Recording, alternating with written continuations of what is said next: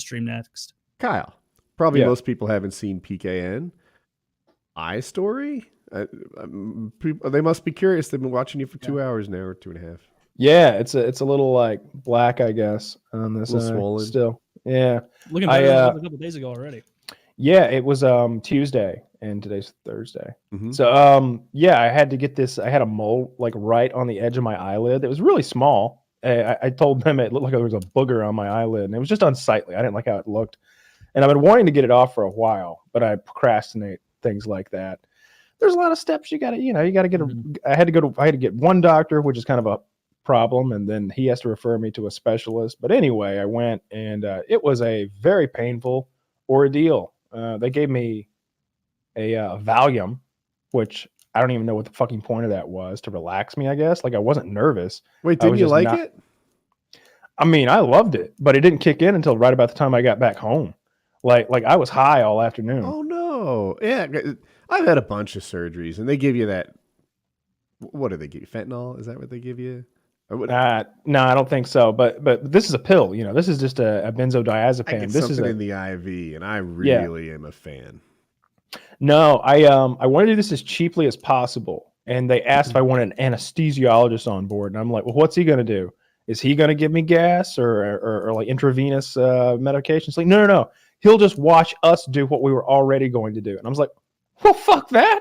Let's save $2,000 here. Because like the whole thing like was $1,000. I think it was like $400 for the doc and $600 for like the ancillaries. But anyway, it was more painful than I ever thought it was going to be, because they put some numbing drops in my eyeball, but that was just so that they could put a Q-tip under my eyelid and roll my eyelid back, and it wouldn't be so uncomfortable. And then they put 2 shots of lidocaine directly into my fucking eyelid. And that hurt too, right? Burned, right? That's what hurt. That hurt a lot. Your anesthesiologist sucked, man. Mine comes I didn't have an anesthesiologist. He's like, hey, Woody, I'm Dr. Steve. I'll be your bartender for the day. And I'm like, Steve, you seem cool. You and I are going to get along. I didn't have an anesthesiologist. I just had the doctor, and he shot 2 shots of lidocaine into my eyelid. I misunderstood the story. There was a guy there who was going to do what No, they offered an anesthesiologist, and I said, well, what's he going to do? Is he going to give me some drugs? They're like, no. He's going to watch us and monitor your blood pressure. And I'm like, fuck that. That's like $2,000 wasted money. Like, no, I don't want an anesthesiologist. So the doctor shot 2 shots of lidocaine just into my fucking eyelid. And it hurt so much. I didn't scream or anything, but my toes curled in my shoes, and like my hands were crossed on my chest or whatever. And they were just kind of like gripping each other. And after each shot, I just went, that really hurt, He's like, oh, I bet it did. And but he had the thing cut off there in 60 seconds, and then I had this huge eye patch on with like masking tape and gauze that I wore for about half the day, and then I wore sunglasses on the show the other day because my eye was just so fucked up. But yeah, it's already healing. I'm on antibiotics and some antibiotic ointment, so by next week it'll all be healed up, and I'm glad I did it, because it was annoying. I didn't like looking at it. I've had maybe a dozen surgeries, and at this point, I'm good at it. Woody, how you doing? Oh, I'm scared. I have to do this, but I wish I wasn't here. I'm a thrower upper. They call me the upchucker back in high school, and I don't know. Everything kind of hurts a little. Maybe you can help me with something. They're like, oh yeah, we got a cocktail for you. We can solve all that shit. It's gorgeous. I would have loved some hard drugs. I would have loved some fucking some morphine or some Tylenol 3 or some codeine or anything to really fuck me up. But anything but one Valium. Yeah. The Valium was so worthless.